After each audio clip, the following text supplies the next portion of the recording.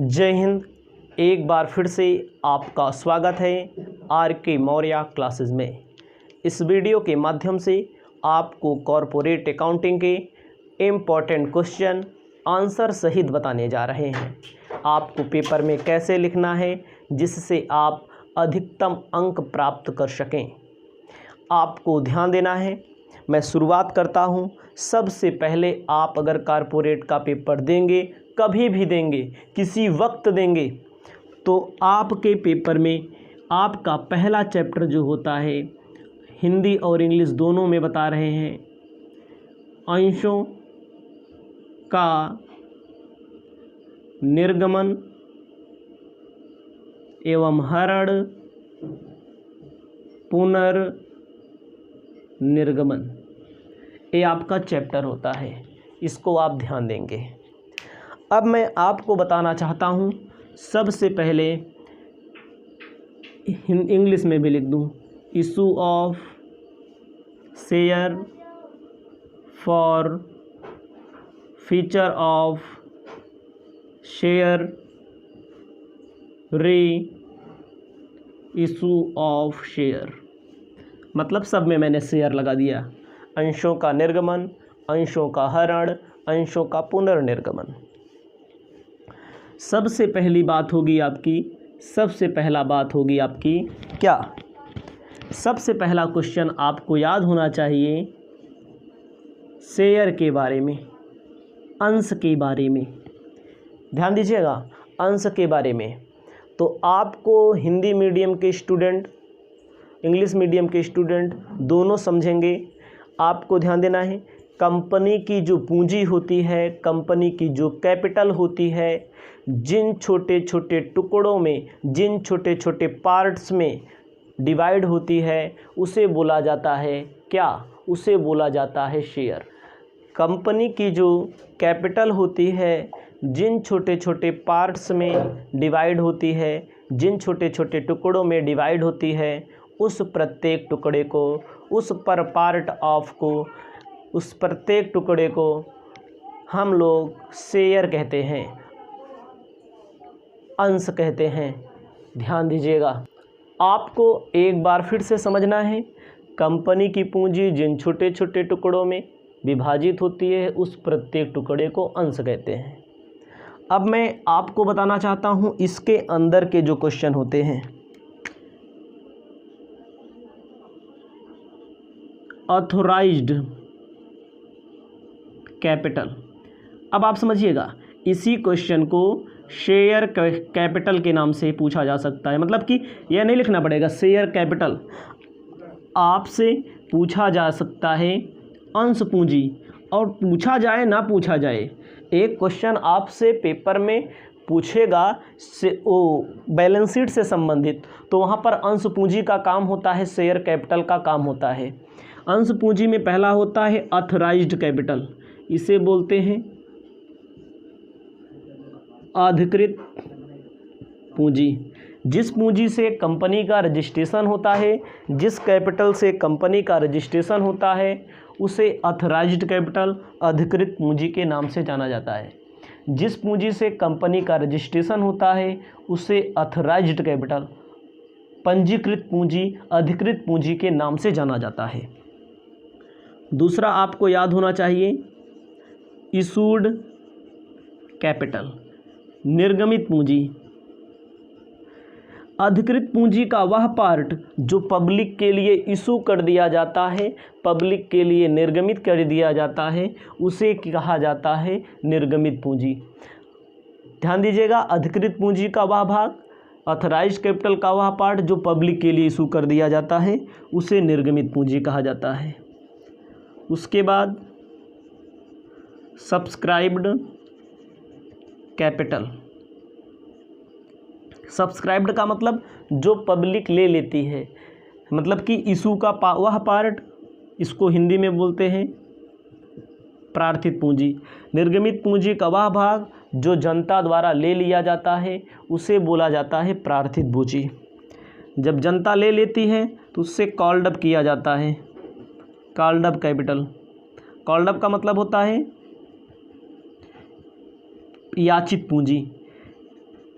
प्रार्थित पूंजी का वह भाग जो जनता से मांगा जाता है उसे याचित पूंजी के नाम से जाना जाता है। 5वां नंबर पेड अप कैपिटल, चुकता पूंजी। चुकता पूंजी किसे कहा जाता है? चुकता पूंजी पेड अप कैपिटल का मतलब जो पब्लिक से मिल जाता है। ठीक है, आपको इसी चैप्टर से संबंधित क्या मालूम होना चाहिए?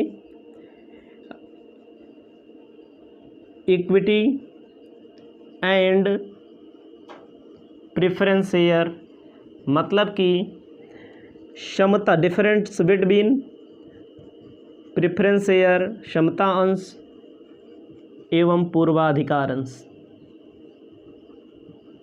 ध्यान दीजिएगा, क्षमता अंश एवं पूर्वाधिकार अंश, इक्विटी शेयर और प्रेफरेंस शेयर।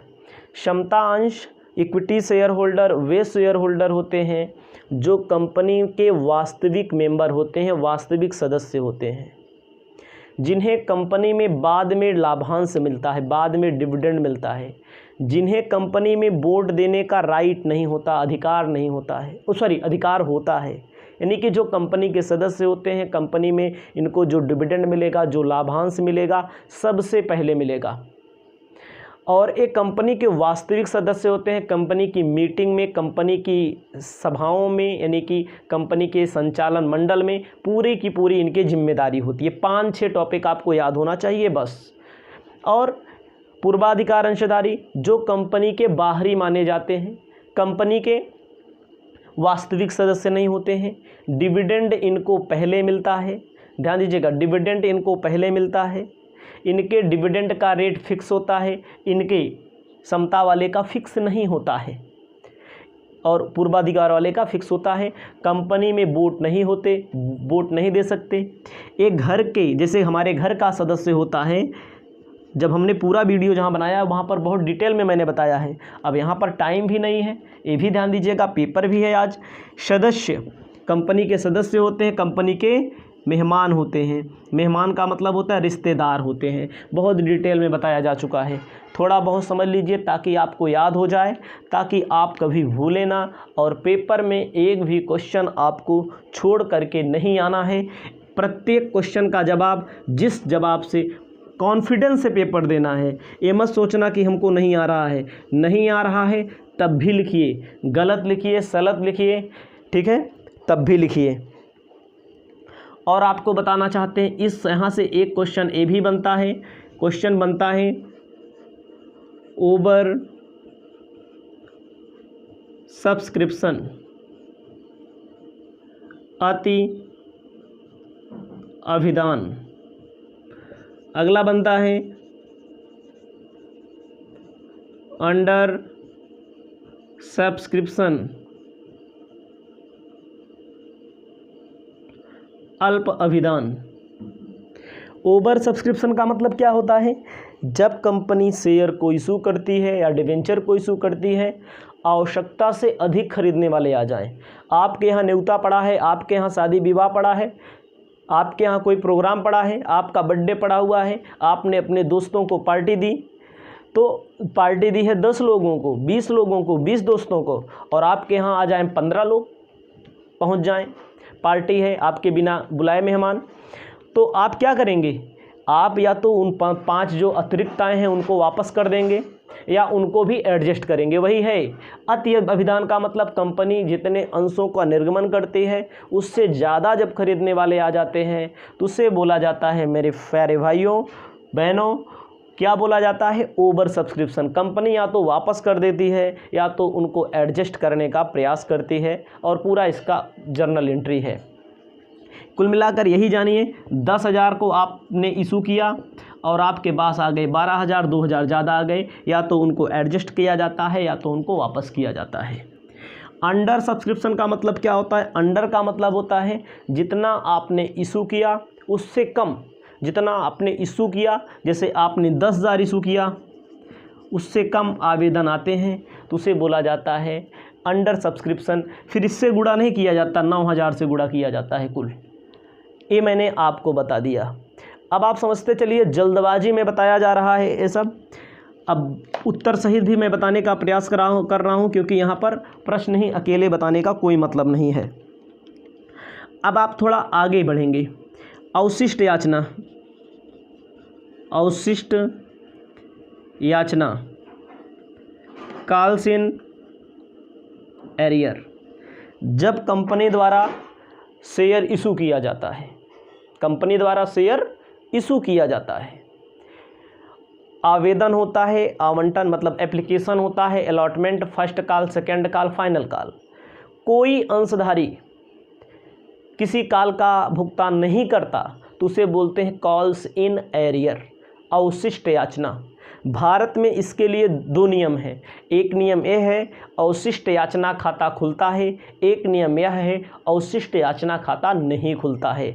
आपको मैं स्पष्ट तौर पर बताना चाहता हूँ, आप जब एंट्री करते हैं ऐसे पैसा मिलते समय, bank account debit, calls in arrear account debit, इसका मतलब होता है खाता खोला जाता है।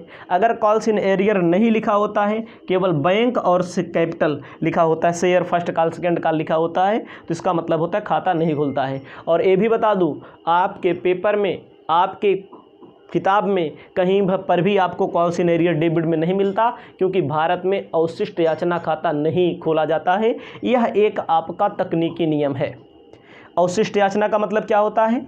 जब कोई अंशधारी या ऋणपत्रधारी, भाई अंश वाला शेयर वाला चैप्टर पढ़ेंगे तो शेयर में, ऋणपत्र वाला चैप्टर पढ़ेंगे तो ऋणपत्र में, मतलब पेमेंट नहीं कर पाता ना, गाड़ी खरीद लिया किस्त नहीं भुगतान कर पाए, ठीक है, उसे बोलेंगे अवशिष्ट याचना।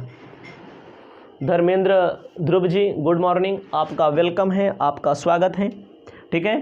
पेपर की तैयारी करिए। आपको ध्यान देना है आगे आपको क्या ध्यान देना है? अवशिष्ट के मतलब अग्रिम याचना, अग्रिम याचना, calls in advance. Calls in advance किसे कहा जाता है? कॉल्स इन एडवांस का मतलब होता है जब कंपनी द्वारा शेयर को या डिवेंचर को इशू कर दिया जाता है, समय से पहले कोई पेमेंट कर दे, फर्स्ट कॉल के अलॉटमेंट पेपर कर दे, फर्स्ट कॉल का पैसा अलॉटमेंट पे कर दे, समय से पहले भुगतान कर देता है तो उसे अग्रिम याचना कहते हैं। एंट्री होती है bank account debit to share, bank account debit to calls in advance, फिर calls in advance account debit to share capital. याद रखिएगा, एंट्री भी लिखना पड़ेगा। मुझसे जितना हो रहा है मैं बता दे रहा हूँ, क्या है ध्यान दीजिएगा। आपको मैं आगे बताना चाहता हूँ। अब थोड़ा जब आप आगे बढ़ेंगे तो आपके पेपर में पूछा जाता है हरण, ध्यान दीजिएगा, फॉर फीचर, और दावा करता हूँ हरण ना पूछा जाए तो पेपर ही नहीं होता, मान लीजिए आप। हरण, शेयर फॉर फीचर का मतलब होता है जब कंपनी डिवेंचर को या शेयर को इशू करती है, एप्लीकेशन मांगती है, अलॉटमेंट मांगती है, फर्स्ट कॉल मांगती है, फाइनल कॉल मांगती है, 2 रुपया 2 रुपया 2 रुपया, क्या रुपया भाई, 2 तिहाई 4 रुपया, कोई अंशधारी 2 रुपया कोई याचना का भुगतान नहीं कर पाता तो कंपनी क्या करती है? नोटिस भेजती है। नोटिस भेजती है, अगर कोई तब भी भुगतान नहीं करता तो कंपनी उसके अंशों को हरण कर लेती है, कंपनी उसके, ठीक है। आपको ध्यान देना, जब कोई अंशधारी याचना का भुगतान नहीं करता तो कंपनी नोटिस भेजती है, नोटिस का कोई उचित जवाब नहीं आता तो कंपनी अंशों को हरण कर लेती है। जैसे आप अपने गांव में देखते होंगे, किसी की गाड़ी आप कहीं पर देखे होंगे, आप गाड़ी खरीद के लाइए, अगर आप किस्त का भुगतान नहीं कर पाते हैं तो कंपनी जो पैसा जमा किए वो ले लेगी, गाड़ियों ले लेगी, इसे कहते हैं हरण करना। एक होता है समर्पण करना। समर्पण करने का मतलब क्या होता है? समर्पण करने का मतलब होता है कि समर्पण करने का मतलब होता है कि जैसे हम किसी कंपनी का अंश लिए, अंशधारी किसी कंपनी का अंश लिया और वो क्या करता है? खुद ले जा करके भैया हम जमा नहीं कर पाएंगे, ले लो अपना, समर्पित करना, सरेंडर करना। जैसे अपराधी लोग जो होते हैं उनका इनकाउंटर का जब डर रहता है तो क्या करते हैं? अदालत में जा कर के समर्पण कर देते हैं, ठीक है। और मैं आपको बताता हूँ, अंशों के हरण की जर्नल एंट्री आपको याद होनी चाहिए। सोना बिपिन जी प्रणाम प्रणाम, ध्यान दीजिएगा। अंशों के हरण की जर्नल एंट्री आपको कैसे याद होनी चाहिए? सम मूल्य पर निर्गमित, मतलब एट पार पर, सम मूल्य पर निर्गमित अंशों का हरण, शेयर कैपिटल अकाउंट डेबिट जितने से मांगा गया हो, to share unpaid call account, to share forfeiture account होता है। इसका अलग से वीडियो भी बना है हमारे पास, बड़ा वीडियो था। तो हरण की एंट्री एक ही नहीं लिखनी होती है। जब लॉन्ग क्वेश्चन में पूछा जाता है, 20 नंबर में पूछा जाएगा, 15 नंबर में पूछा जाएगा, 10 नंबर में पूछा जाएगा, तो आपको लिखना पड़ेगा शेयर कैपिटल अकाउंट डेबिट जितने से मांगा गया हो, सम मूल्य पर निर्गमित अंशों का हरण, एंट्री हेडिंग डालनी पड़ेगी। शेयर कैपिटल अकाउंट डेबिट जितने से मांगा गया हो, जो ना मिला हो क्रेडिट करते हैं, यानी कि जो जैसे फर्स्ट कॉल नहीं मिला, सेकंड कॉल नहीं मिला, फिर दोनों की तुलना कर लेते हैं, जो बैलेंस निकलता है शेयर फॉर फ्यूचर में डाल देते हैं। अब आते हैं प्रीमियम पर निर्गमित अंशों का हरण एंट्री होती है। प्रीमियम पर निर्गमित अंशों का हरण होता है तो जो सम मूल्य पर निर्गमित अंशों का हरण होता है उसमें से एक आ जाता है जब प्रीमियम मिला हो। जब प्रीमियम मिला हो तो share capital account debit to share unpaid call account. Unpaid call मतलब फर्स्ट कॉल, सेकेंड कॉल, ठीक है। अब मैं आपको आगे भी बताना चाहता हूँ, थोड़ा आगे बढ़ेंगे। जब प्रीमियम ना मिला हो, प्रीमियम ना मिला हो तो क्या आता है, share capital account debit, premium debit हो जाता है। प्रीमियम भी डेबिट होगा और शेयर कैपिटल अकाउंट भी डेबिट होगा। एंट्री याद होनी चाहिए, इसका हमारे पास स्पेशल वीडियो है, अभी यूट्यूब पर आप सर्च कर लेंगे तो आपको मिल जाएगा शेयर फॉर फ्यूचर से संबंधित, ठीक है। ठीक है, आपको आगे भी थोड़ा ध्यान देना है। आपको आगे क्या ध्यान देना है, कटौती पर। पुनर्निर्गमन क्या होता है, पुनर्निर्गमन का मतलब होता है कंपनी जब शेयर को इशू करती है फिर से, समझ लीजिएगा, हरण किए गए अंशों को कंपनी जब फिर से निर्गमन करके पूंजी इकट्ठा करती है उसे बोला जाता है, ध्यान दीजिएगा, उसे बोला जाता है पुनर्निर्गमन। मतलब अंशों को निर्गमित करेगी, जैसे गाड़ी जब्त करती है कंपनियां, जो गाड़ी खींच के ले जाते हैं उसको फिर से रिपेयरिंग करके बेच देती है, वैसे शेयर भी बेचा जाता है, उसे बोलते हैं पुनर्निर्गमन। सम मूल्य पर पुनर्निर्गमन की एंट्री होगी bank account debit to share capital account. अगर यही प्रीमियम पे हो जाए तो यही सिक्योरिटी प्रीमियम लग जाएगा। अगर यही कटौती हो जाए तो bank account debit discount account debit to share capital account. Short form में हम आपको बता रहे हैं। अब आपको थोड़ा आगे बढ़ना है। हरण अंश से संबंधित स्कंध भी पूछता है, स्कंध के बारे में आप थोड़ा पढ़ लीजिएगा। क्षमता अंश एवं पूर्वाधिकार अंशों के बारे में मैंने पहले बता दिया। अब आते हैं, आपको मैं बताना चाहता हूं जो पूर्वाधिकार अंश होता है, समझिएगा, थ्योरी पूछता है। और भी ध्यान दीजिएगा, जो लोग थ्योरी भी पढ़े न्यूमेरिकल भी पढ़े उससे नहीं मतलब। पूर्वाधिकार अंश कितने प्रकार के होते हैं, संचयी, असंचयी, परिवर्तनीय, अपरिवर्तनीय, शोध्य, अशोध्य, भागयुक्त, अभागयुक्त, मैंने बता दिया। परिवर्तनीय इंग्लिश में कहते हैं cumulative, uncumulative, non cumulative, redeemable, non redeemable, convertible, non convertible, participating, non participating ना। पूर्वाधिकार अंशों का शोधन एक चैप्टर होता है, दूसरका नंबर शोधन चैप्टर। इस दूसरके नंबर चैप्टर में क्या पूछा जाता है आपको पता है? थ्योरी अगर पूछा जाएगा तो 100% यही थ्योरी पूछा जाएगा। पूर्वाधिकार अंशों के शोधन से आप क्या समझते हैं? शोधन के नियम कानून बता दीजिए, प्रावधान बता दीजिए। शोधन का मतलब क्या होता है? कंपनी पूर्वाधिकार अंशधारियों का शोधन, शोधन का मतलब होता है पैसा वापस करना, रिडेम्पशन। मतलब कि जैसे आपने किसी से पैसा लिया, आपने हमसे पैसा लिया, आप हमें वापस कर देंगे तो इसे बोला जाएगा शोधन, शोधन बोला जाता है। कंपनी अपने अंशों का निर्गमन करती है, सीधी सी बात है। लेकिन पूर्वाधिकार अंशों में क्या है? पूर्वाधिकार अंशों की राशि को वापस करना शोधन कहलाता है। पूर्वाधिकार अंशों की राशि को क्या करना? वापस करना शोधन कहलाता है, रिडेम्पशन कहलाता है, रिडीमेबल कहलाता है। शोधन संबंधी प्रावधान क्या है? थोड़ा शॉर्ट में ही समझा रहे हैं हम आपको। सबसे पहले आंशिक दत्त अंशों को पूर्ण दत्त बना लिया जाए। आंशिक दत्त का मतलब जैसे हमने 10 रुपये का शेयर है, इशू किया मैंने, कंपनी ने इशू किया, कंपनी ने 8 ही रुपया मांगा है, तो कंपनी को जब वापस करना होगा तो कंपनी 10 रुपये का अंश है, कंपनी को 8 रुपया मिला है, 2 रुपया कंपनी को नहीं मिला है। कंपनी इस 10 को जब वापस करेगी तो पहले 2 रुपया मांगेगी। इसे बोला जाता है आंशिक दत्त अंशों को पूर्ण दत्त बनाना। और इसमें क्या होता है? और इसमें सिस्टम लगता है कि लाभों में से शोधन किया जाता है। ध्यान दीजिएगा, पूंजी का शोधन लाभों में से किया जा सकता है, याद रखिएगा।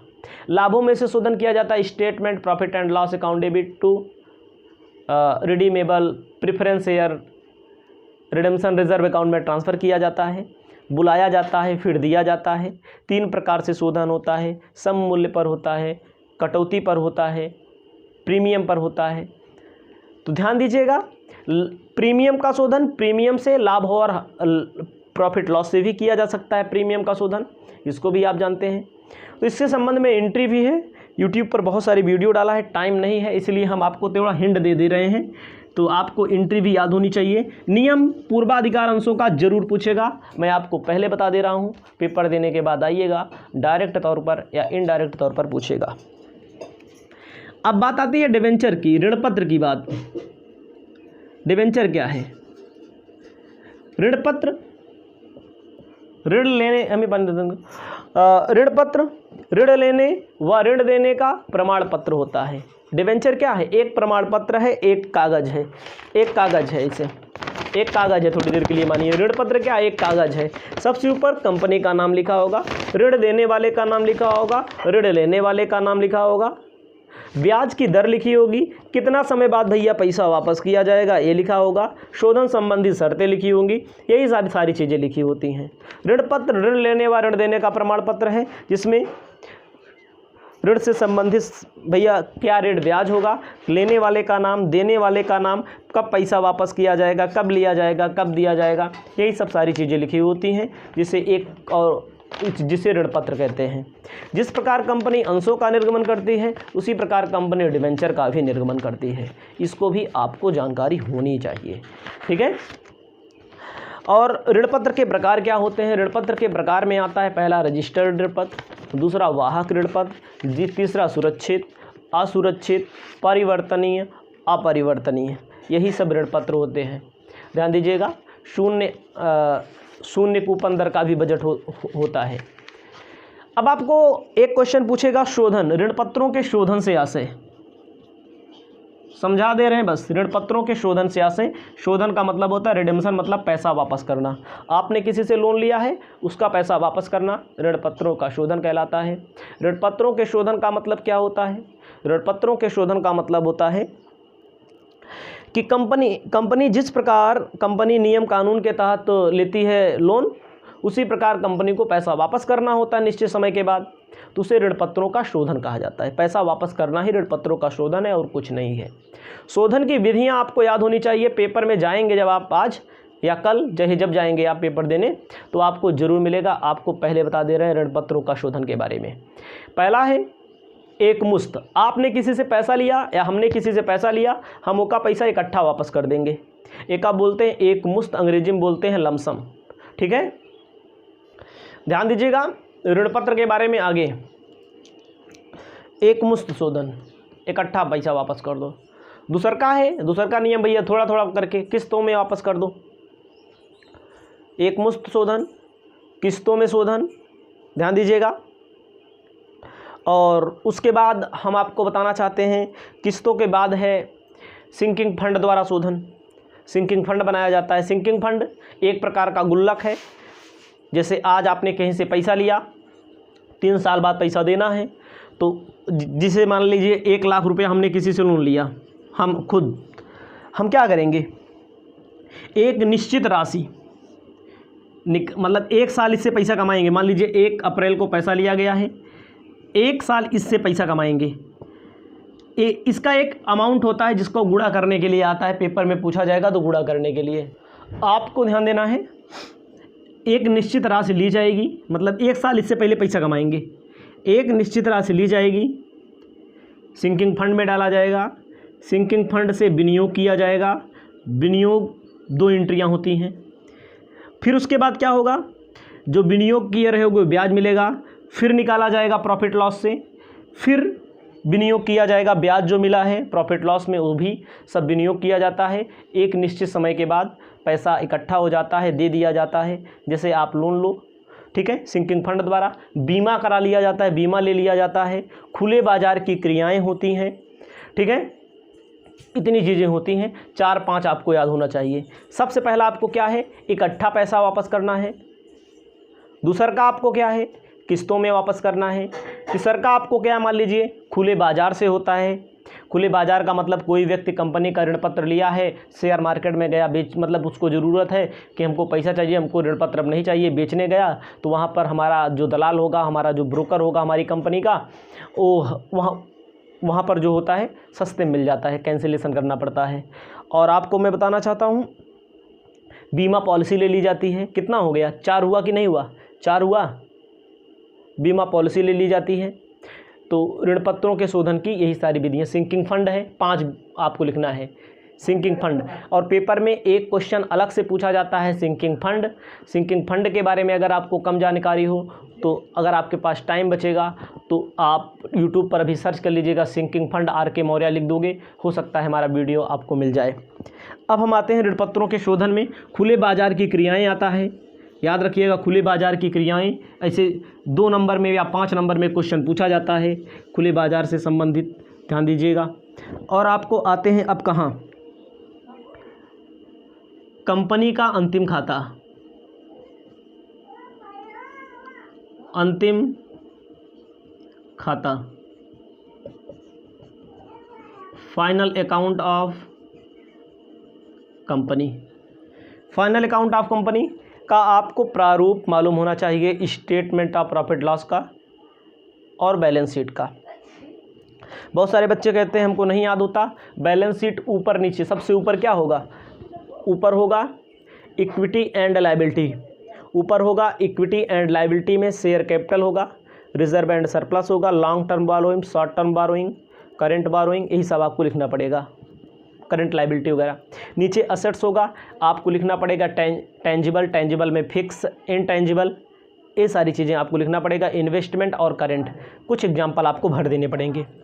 स्टेटमेंट ऑफ प्रॉफिट लॉस जब बनेगा तो सबसे पहले सबसे ऊपर लिखा जाएगा रिवेन्यू फ्रॉम ऑपरेशन, सबसे ऊपर लिखा जाएगा रेवेन्यू फ्रॉम ऑपरेशन। उसके दूसरे नंबर पर लिखा जाता है अदर इनकम, दोनों को जोड़ देते हैं तो टोटल इनकम। उसके नीचे आप आते हैं तो आपका आता है expenses, cost of material consume, यही सब सारे, फाइनेंस कॉस्ट, फाइनेंस कॉस्ट के बाद आपका डिप्रिसिएशन से संबंधित होता है, मटेरियल कंज्यूम से संबंधित होता है। इतनी सारी चीज़ें आपको पहले से याद होनी चाहिए, तो मैंने आपको हिंट दिया इतना। अब आते हैं थोड़ा सूत्रधारी कंपनी वाले चैप्टर में।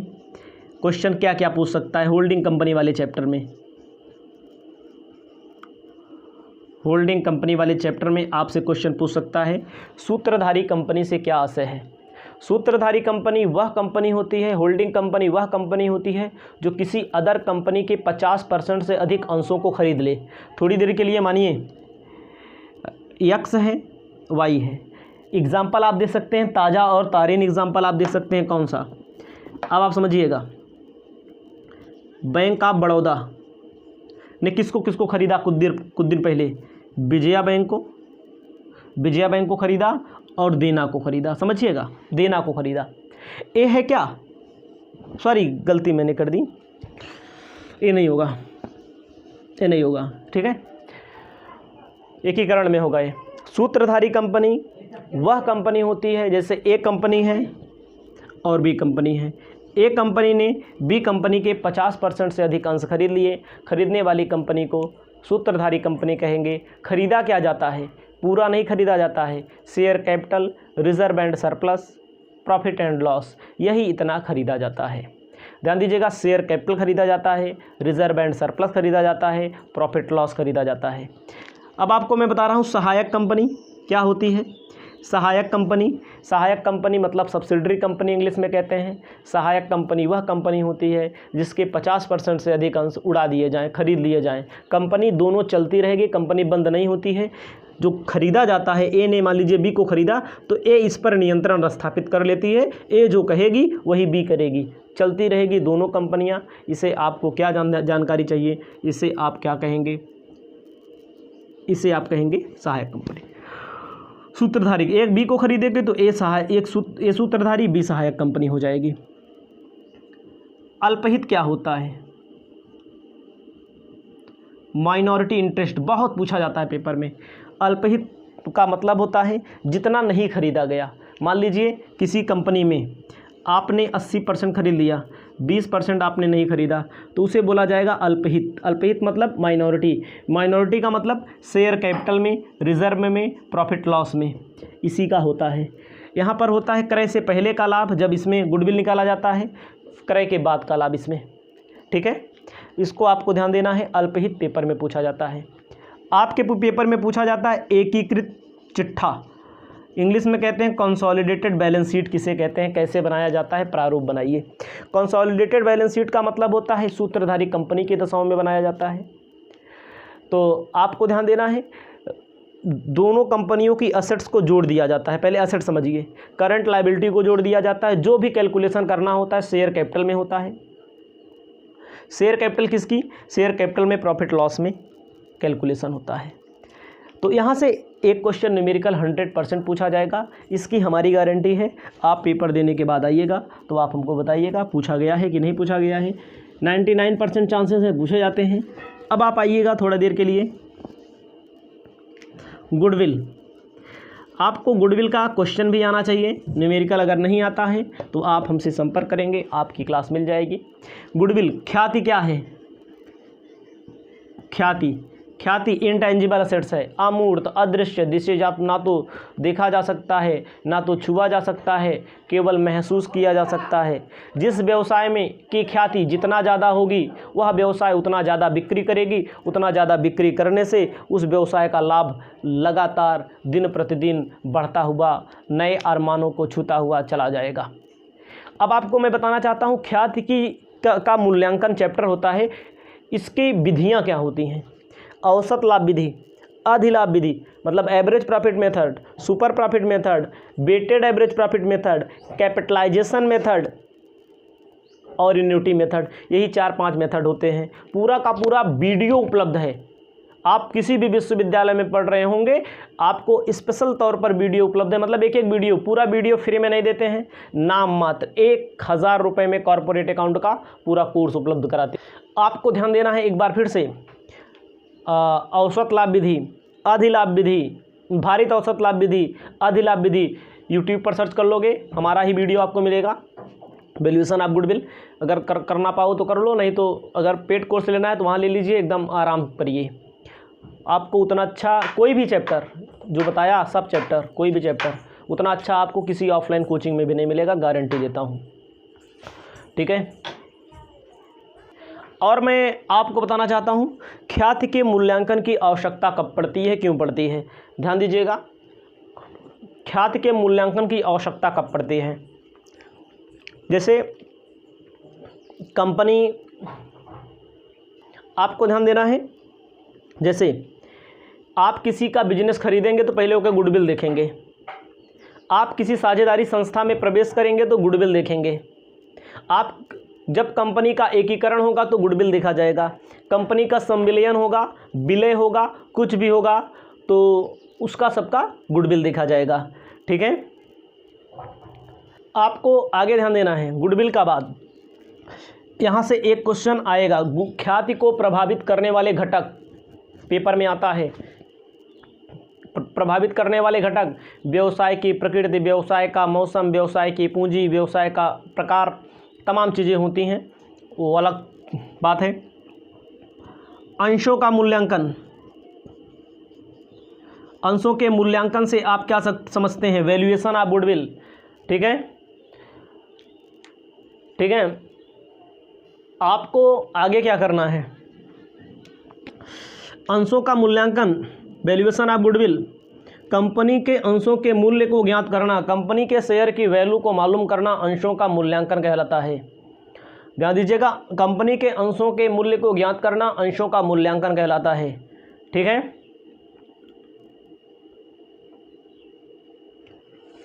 और आपको मैं बताना चाहता हूं, अंशों के मूल्यांकन से एक सवाल आपके पेपर में मिल सकता है, ध्यान दीजिएगा। उसके बाद आपको ध्यान देना है आगे, अंशों के मूल्यांकन की आवश्यकता। कोई कंपनी अंश को खरीदना चाहती है, अंश को बेचना चाहती है, कोई व्यक्ति अंश को खरीदना चाहता है, बेचना चाहता है। आपको ध्यान देना है, अंशों का मूल्यांकन, अंशों के मूल्यांकन का मतलब होता है कंपनी के अंश के मूल्य को ज्ञात करना। अंशों का मूल्यांकन कहलाता है। कब किया जाता है? कंपनी को खरीदते, कोई कंपनी को खरीदना है, बेचना है, ठीक है, अंशों का मूल्यांकन किया जाता है। और मूल्यांकन की विधियां क्या हैं? शुद्ध संपत्ति विधि, net assets method, net assets number of share से भाग दे दिया जाता है। और उसके बाद यील्ड मेथड में आय विधि होता है, ठीक है, आय उपार्जन ना, अर्निंग कैपेसिटी मेथड होता है। और एक मेथड और होता है लास्ट में, फेयर वैल्यूएशन मेथड। सबका पूरा का पूरा वीडियोज़ उपलब्ध है। तो मैं आपको केवल हिंट दे रहा हूँ, थ्योरी से संबंधित यहाँ पर न्यूमेरिकल यहाँ पर मैं नहीं बता सकता हूँ क्योंकि टाइम नहीं है। अब मैं आपको बताता हूँ आपके पेपर में पूछा जाएगा एकीकरण, एमलगमेशन। अब समझिए, एकीकरण का मतलब होता है जब एक कंपनी किसी दूसरी कंपनी को खरीद लेती है, मिल जाती है एक कंपनी, उसे बोला जाता है एकीकरण। जैसे है वोडाफोन थी, वोडा थी कि नहीं, वोडा थी और आइडिया थी। ध्यान दीजिए, वोडा थी और आइडिया थी, दोनों मिल करके कौन सी कंपनी बन गई? बीआई। दो या दो से अधिक कंपनियां मिलकर के एक नई कंपनी की स्थापना कर लें, मतलब कि दोनों में से वोडा बंद हो गई है, आइडिया बंद हो गई, नई कंपनी कौन सी चल रही है? वीआई। इसे बोला जाता है एकीकरण, एमलगमेशन के नाम से जाना जाता है। पेपर में पक्का पूछा जाएगा, विशेषता वगैरह अपना पढ़ लीजिएगा। विशेषता है दोनों कंपनियों का मिलना जरूरी है, दोनों कंपनी समाप्त हो जाएगी, एक नई कंपनी की स्थापना होगी। जो नई कंपनी की स्थापना होगी वो दोनों कंपनियों के सभी एसेट्स को, सभी लायबिलिटीज़ को खरीदेगी, जिसका भुगतान अंशों के माध्यम से, डिवेंचर के माध्यम से और नकदी के माध्यम से किया जाएगा। इतना ही याद रहेगा तो इतना धड़ाधड़ लिखते चले जाएंगे। संविलियन, संविलियन क्या होता है? एब्जॉर्प्शन, एब्जॉर्ब का मतलब होता है जब एक कंपनी दूसरी कंपनी को अपने में समाहित कर ले। जैसे मैंने अभी थोड़ी देर पहले एक एग्जांपल बताने का प्रयास किया था। कौन सा? एक एग्जांपल मैंने संविलियन बताने का प्रयास किया था।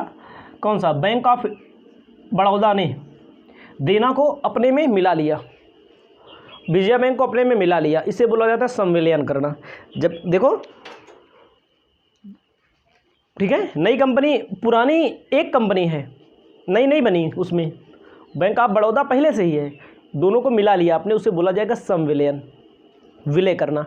और क्रय प्रतिफल से क्रय प्रतिफल से आशय आपसे पूछता है, तो क्रय प्रतिफल से आशय भी आपको समझदारी के साथ याद होना चाहिए। क्रय प्रतिफल का मतलब होता है जब एक कंपनी किसी दूसरी कंपनी को खरीदती है, जो उसका भुगतान करती है उसे क्रय प्रतिफल के नाम से जाना जाता है, परचेज कंसिडरेशन के नाम से जाना जाता है, ठीक है। और क्या बचा? पुनर्निर्माण, रिकॉन्स्ट्रक्शन। पुनर्निर्माण का मतलब क्या होता है? पुनर्निर्माण बचा आपका, सब लिख दें नहीं थोड़ा से, निर्माण। पुनर्निर्माण का मतलब क्या होता है? पुनर्निर्माण का मतलब होता है फिर से निर्माण करना। फिर से मतलब होता है, हम बार बार बताए हैं, कई बार हमने वीडियोज़ में भी बोला है जब मैंने पढ़ाया है, जहाँ पर रास्ते में जा रहे हैं, कोई कंपनी चल रही है, कभी कभी होता है वो डगमगा जाती है, उसकी स्थिति खराब हो जाती है, तो अपने आप को स्टेबल करने के लिए, अपने आप को मजबूती प्रदान करने के लिए फिर से दम भरती है, उसे बोला जाता है पुनर्निर्माण। जैसे आप रास्ते में जा रहे हैं, हम रास्ते में गिर पड़े, हम अपने आप साइकिल से जा रहे हैं, तो एक कंडीशन ऐसी होती है कि हम खुदे उठ जाएंगे, हम खुद, मिट्टी उट्टी लगी है, झाड़ेंगे पोछेंगे, अपने मिशन पर चालू हो जाएंगे। और एक कंडीशन ऐसी होती है, उसको बोला जाता है आंतरिक, मतलब अपने आप उठे, अपने आप भागने लगे, दौड़ने लगे, झाड़ा पोछ लिया, ठीक है, तो कंपनी अपने आप को सुधार लेती है। तो एक होता है दूसरा कोई सहारा देता है। दूसरा कोई सहारा मतलब क्या होता है? सहारा देता है मतलब कोई सपोर्ट करता है, उसे मतलब कि बाहरी कंपनी द्वारा जब कोई सपोर्ट मिलता है तो उसे बाह्य पुनर्निर्माण के नाम से जाना जाता है। तो मैंने बहुत सारे क्वेश्चन आपको यहाँ पर बताने का प्रयास किया। अब कभी कभी पेपर में आपके पूछता है प्रविवरण से क्या आशय है। प्रविवरण का मतलब जब कंपनी अंशों को निर्गमित करती है तो एक कॉपी जारी करती है, एक विवरणिका जारी करती है, जिसमें पुरानी कंपनी है तो अपनी योजना, अपनी उपलब्धियों को बताएगी, नई कंपनी है तो अपनी योजनाओं को बताएगी, उसे बोला जाता है प्रविवरण। प्रवर्तक क्या होता है, पेपर में बहुत पूछा जाता है सब। प्रवर्तक, जो स्टूडेंट पूरी वीडियो को देखेंगे वही यहाँ तक पहुँच पाएंगे, नहीं यहाँ तक पहुँच नहीं पाएंगे। प्रवर्तक का मतलब होता है जो कंपनी, प्रवर्तक का मतलब होता है क्या, प्रवर्तक का मतलब होता है,